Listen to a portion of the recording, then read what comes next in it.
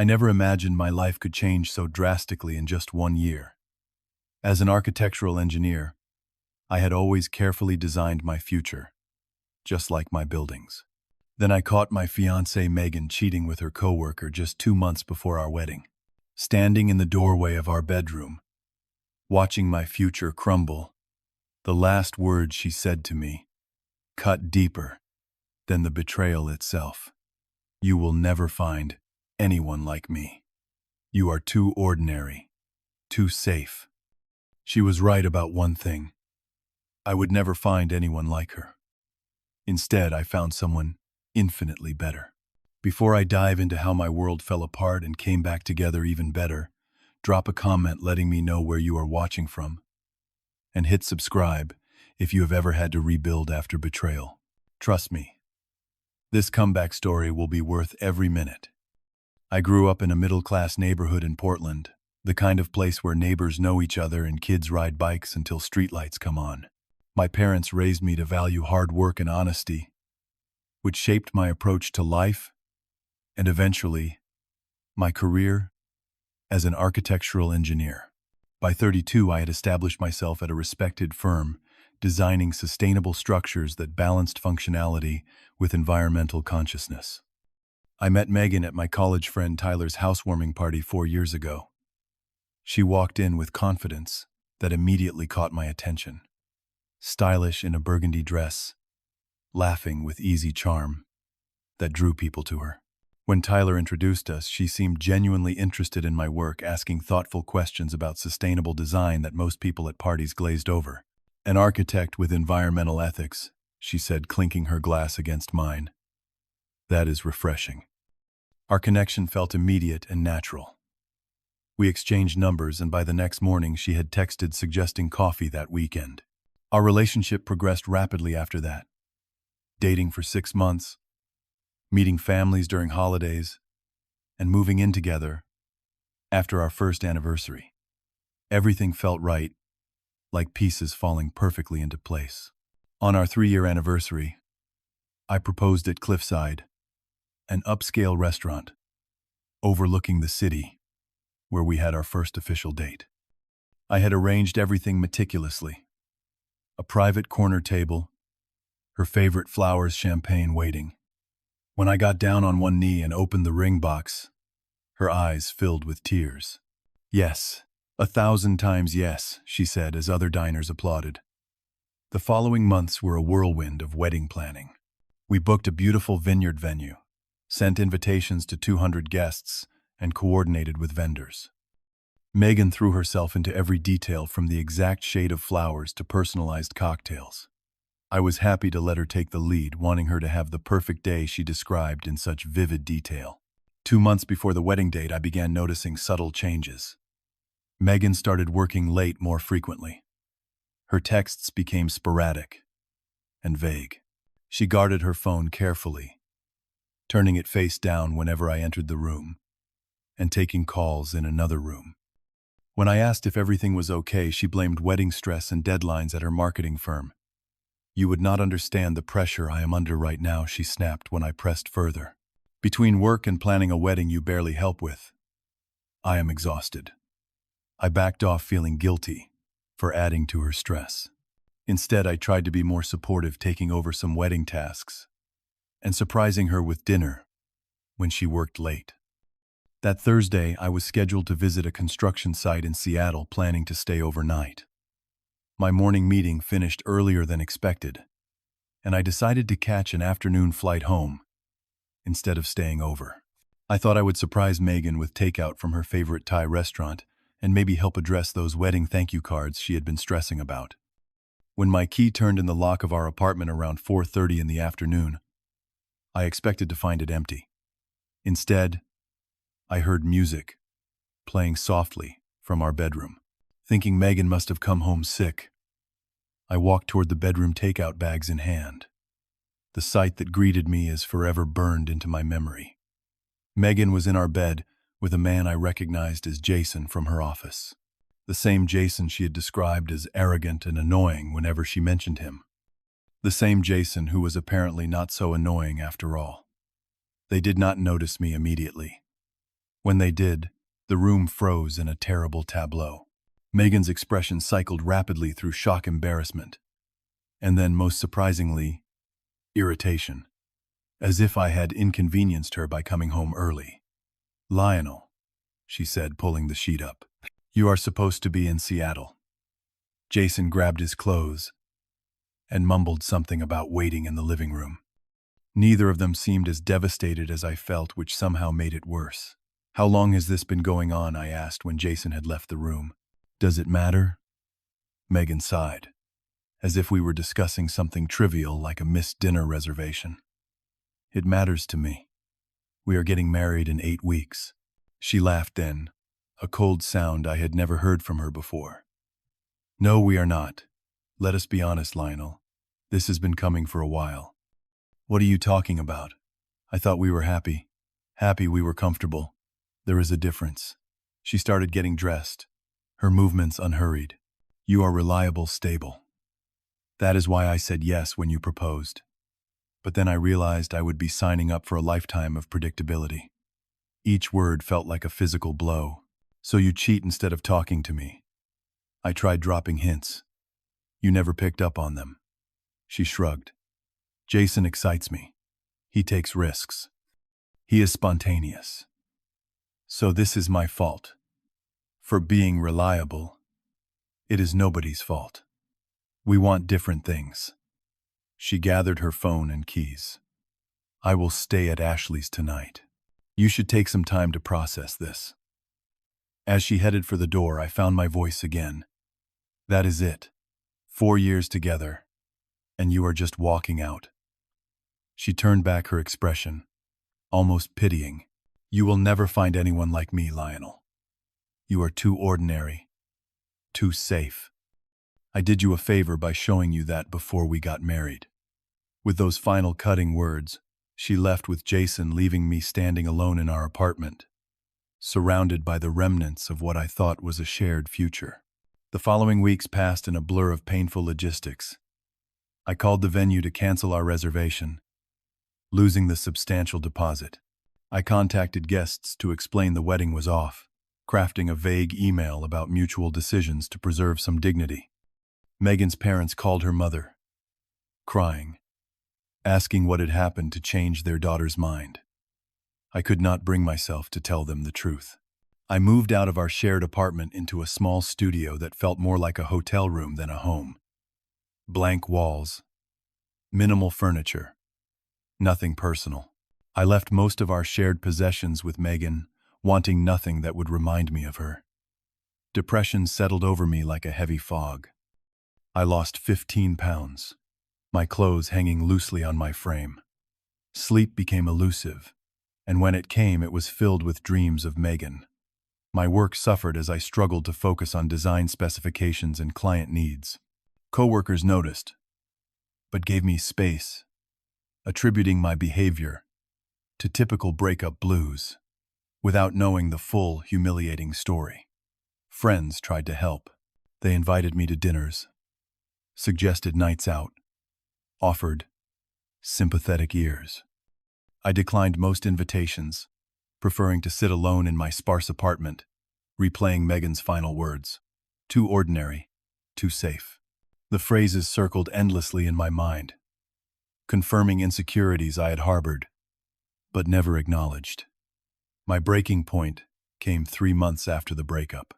I had an important presentation for a potential client, a sustainable housing development that could establish our firm in a new market. I had barely prepared, assuming I could rely on talent and experience to carry me through. I was wrong. Standing before the clients, my mind went blank. I fumbled through slides, mixed up key statistics, and could not answer basic questions about my own designs. The clients exchanged concerned glances, and my boss, Richard, stepped in to salvage what he could of the presentation. Afterward, Richard called me into his office. I expected a reprimand, or possibly worse. Instead, he closed the door and spoke with unexpected compassion. "I know about Megan," he said, surprising me. "Tyler told me what happened. I have given you space to process. But after today, I cannot stay silent. I stared at the floor, embarrassed and defensive. Look at me, Lionel. His voice was firm. You are allowing her to destroy your career now, too. You are letting her win by destroying yourself. Is that what you want? His blunt assessment cut through the fog I had been living in. No, I replied the word, feeling foreign after months of passive existence. Good. Take the rest of the week off. Not to sit in your apartment, but to make a plan. When you come back Monday, I want to see the Lionel I hired, the one with drive and vision. That conversation was my wake-up call. I spent the weekend confronting how thoroughly I had allowed Megan's betrayal to derail my life. By Sunday night, I had made a decision I would rebuild myself better than before. Not to prove anything to Megan, but because I deserved more than being defined by her rejection. My transformation began with physical change. I joined a gym near my apartment and hired Marcus, a personal trainer who did not accept excuses or self-pity. 3 mornings a week, he pushed me through punishing workouts that left me exhausted but oddly clear-headed. Channel that anger, Marcus would say when I wanted to quit. Use it as fuel. And I did. Every repetition, every mile on the treadmill, became a step away from the man who had stood frozen in that bedroom doorway. The physical pain of training provided relief from the emotional pain that had consumed me. I overhauled my diet with the same determination, learning to cook nutritious meals instead of surviving on delivery pizza and microwave dinners. I cut back on alcohol, recognizing how it fed my depression, rather than alleviating it. Within weeks, I not only regained the weight I had lost, but began developing muscle definition I had never had before. At work, I threw myself into a challenging new project, designing an eco-friendly community center for an underserved neighborhood. The complex requirements of balancing sustainability with budget constraints and community needs provided the perfect focus for my renewed energy.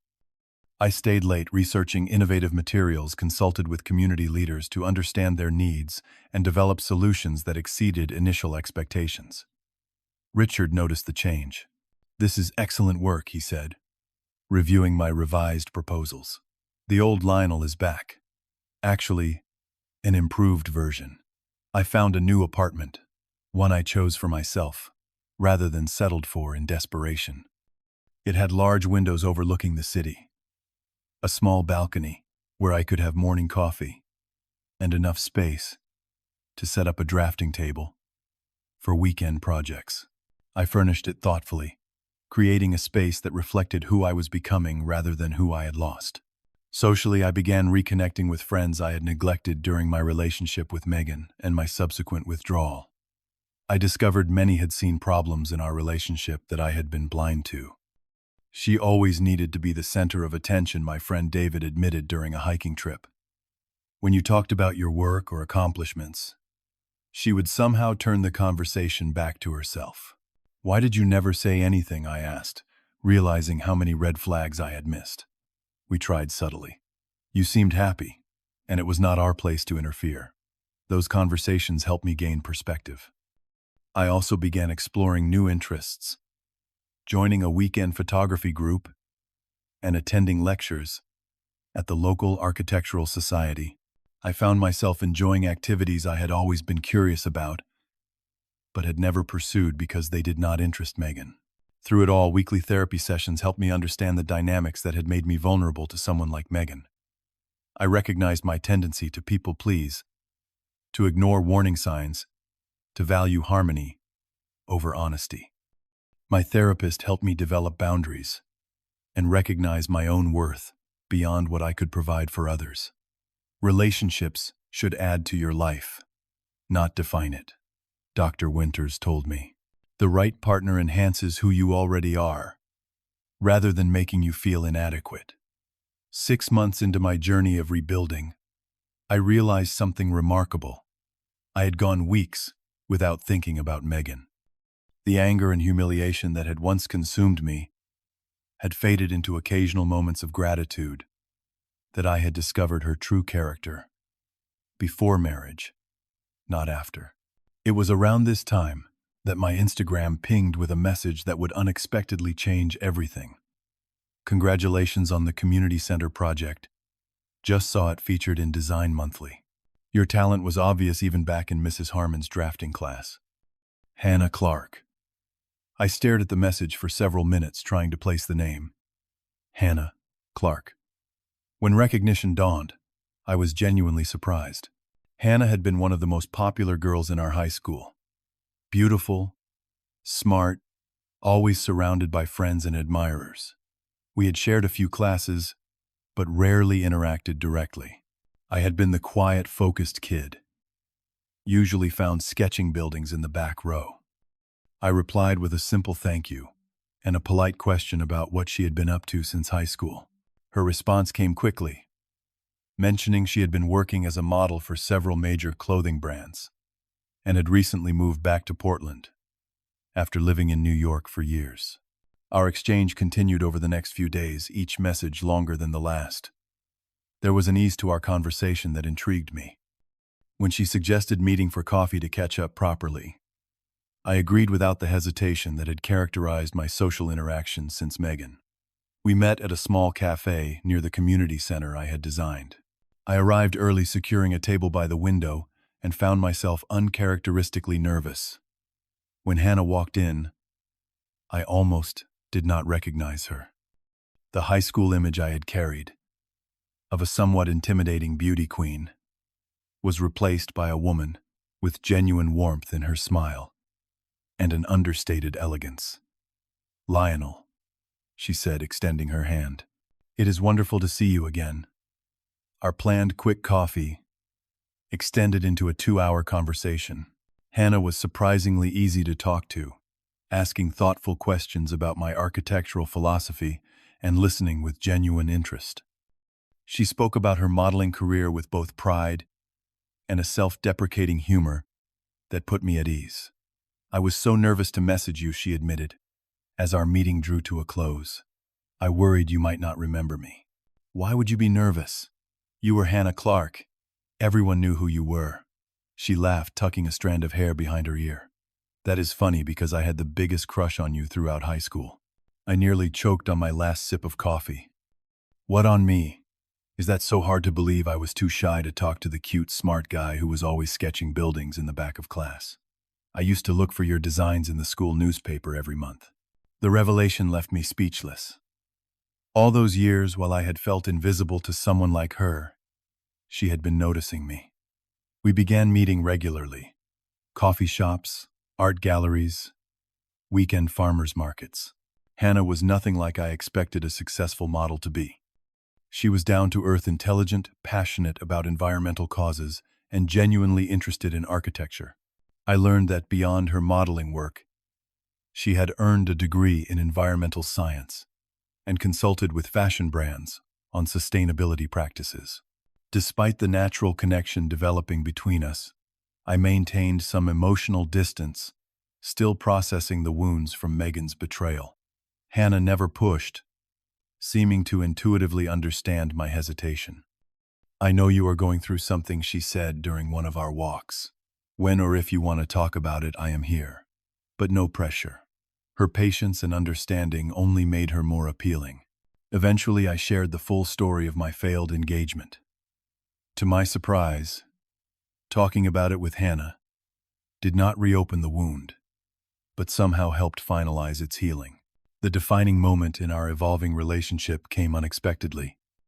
We were having dinner at a new restaurant downtown when I spotted Megan and Jason being seated across the room.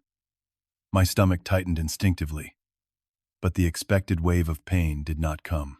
Hannah noticed my change in expression. "What is it?" "My ex-fiancé and the guy she cheated with just walked in," I said quietly. Before I could suggest leaving, Megan spotted us. After a momentary deer in headlights expression, she plastered on a smile and headed toward our table, pulling a reluctant-looking Jason along. "Lionel, what a coincidence," she said, eyes darting curiously to Hannah. I could see her taking in Hannah's model good looks, designer dress, and natural poise. "Megan," I nodded, surprised by how calm I felt. "This is Hannah. Nice to meet you," Hannah said, with genuine politeness. "Lionel has mentioned you." Megan's smile faltered slightly. All good things, I hope. He mentioned you were part of his journey. Hannah replied smoothly, neither confirming nor denying. An awkward silence followed before Megan attempted recovery. You look good, Lionel. Working out. Among other things, I replied. The community center project has kept me busy. It just won regional recognition. I always knew you were talented, Megan said, as if she had been my biggest supporter rather than someone who had called me ordinary. We should catch up sometime. I think we have said everything that needs saying, I responded, not unkindly but firmly. After they returned to their table, Hannah reached across and squeezed my hand. You okay? Surprisingly, yes, I realized. Actually better than okay. Looking at Megan across the restaurant, all I saw was a person from my past, not the center of my universe. The contrast between her and Hannah was stark. Not just in appearance, but in authenticity. Where Megan performed, Hannah simply was. That evening after dinner, we walked along the waterfront. The conversation flowed naturally from architecture to childhood memories to future dreams. When Hannah shivered slightly in the evening breeze, I put my jacket around her shoulders. Thank you for tonight, I said. Not just for dinner, but for how you handled meeting Megan. It was nothing, she replied, though I admit it was interesting to finally put a face to the name. Can I ask you something? Why me? You could be with anyone. Successful businessmen, actors, whoever you meet through your modeling work. Hannah stopped walking and turned to face me directly. Because they are not you, Lionel. They do not see the beauty in structural integrity or get excited about sustainable building materials. They do not have your quiet strength or thoughtfulness. Under the glow of the waterfront lights, I leaned in and kissed her. Unlike the calculated passion I had experienced with Megan, this kiss felt like coming home to something genuine and true. 6 months into dating Hannah, my life had transformed in ways I never imagined possible. Where my relationship with Megan had often felt like walking on eggshells, constantly trying to maintain her interest and approval, being with Hannah was like breathing fresh air after years in a stuffy room. The differences between them became more apparent daily. Megan had treated my career as something that supported our lifestyle, but was not particularly interesting. Hannah asked thoughtful questions about my projects, offered insightful perspectives, and even attended community meetings where my designs were discussed. I love watching you talk about your work, she told me. After one presentation, your whole face lights up when you explain how a design will improve people's daily lives. Our communication patterns were equally different. With Megan, disagreements often devolved into her shutting down or making me feel I had failed her in some way. With Hannah, we could discuss differing perspectives, respectfully finding compromise, or simply agreeing to respect our differences. One weekend, we took a trip to a coastal town where Hannah was doing a photo shoot. I had been nervous about meeting her industry colleagues, imagining they might view me as too ordinary for someone like her. Instead, I found myself welcomed into her professional world. Hannah proudly introduced me to photographers, stylists, and other models, clearly comfortable, integrating all aspects of her life. Watching her work, I was struck by a humbling realization: this incredible woman, pursued by famous and wealthy admirers, had chosen me. Not because I was safe or a backup plan, but because she genuinely valued who I was. The true test of my healing came unexpectedly during a routine grocery shopping trip. Turning the corner into the produce section, I nearly collided with Megan shopping alone with a small basket. Lionel, she said, surprise evident in her voice. How have you been? Good, I replied honestly. Really good, actually. She nodded, eyes assessing me. You look it. I heard about your community center project winning that award. Congratulations. Thank you, I said, feeling neither pride at her acknowledgement nor resentment at her sudden interest in my accomplishments. After a moment of awkward silence, she spoke again, her voice lower. Jason and I broke up. It did not work out the way I thought it would. I am sorry to hear that, I said, genuinely meaning it. Are you? She moved closer. I have been thinking about us lately, about what we had. I miss it. I miss what we had. I made a mistake. A year ago, those words might have sent me into emotional turmoil. Now they simply registered as a statement from someone I used to know. Megan, I said gently, I am with Hannah now. We are happy together. The model, she said with a slight edge. Is it serious? Yes, I replied without hesitation. It is. She looked away briefly, composing herself. Well, maybe we could get coffee sometime just as friends, for closure. I appreciate the offer, but I have all the closure I need, I told her. I am grateful things worked out the way they did. As I walked away, I realized I meant every word. There was no remaining anger, no attachment, no what-ifs, just appreciation for the journey that had led me where I needed to be. My relationship with Hannah continued to deepen. We began discussing moving in together, taking our time to ensure we both felt ready. My firm promoted me to partner following the success of the community center project, giving me more creative control and a significant raise. Hannah was featured in a national campaign, celebrating natural beauty and intelligence, breaking stereotypes about models being valued solely for appearance. What struck me most about our relationship was how we supported each other's dreams, without jealousy or competition. Hannah celebrated my professional achievements as if they were her own, while I felt genuine pride watching her career flourish. Unlike my relationship with Megan, where success often created tension, our individual accomplishments strengthened our bond. On our one-year anniversary, Hannah surprised me with a thoughtfully wrapped gift. Opening it, I found a beautifully framed collection of my high school architectural sketches from the school newspaper. You kept these? All this time, I asked, genuinely moved. Every single one, she admitted, slightly embarrassed. I always believed you would design beautiful things that would change people's lives, and you have.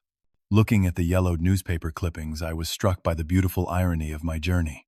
Megan's cruel parting words, that I would never find anyone like her, had proven true in the most unexpected and wonderful way. I had found someone infinitely better. Someone who had seen value in me long before I recognized it in myself. Someone who enhanced, rather than diminished, who I was. The painful experience that once felt like the end of my world had actually been the beginning of something authentic and true. The forced demolition of what I thought I wanted had cleared space for what I actually needed. Have you ever had something fall apart, only to find something better was waiting for you? Share your stories of rebuilding in the comments below. And if this story of finding something better after heartbreak resonated with you, please hit that like button and subscribe to hear more stories of life's unexpected turns. Share this video with anyone who might need reassurance that better things often follow our most painful moments. Thank you for listening. And remember, sometimes the people who try to tear you down are just making space for the ones who will truly appreciate you.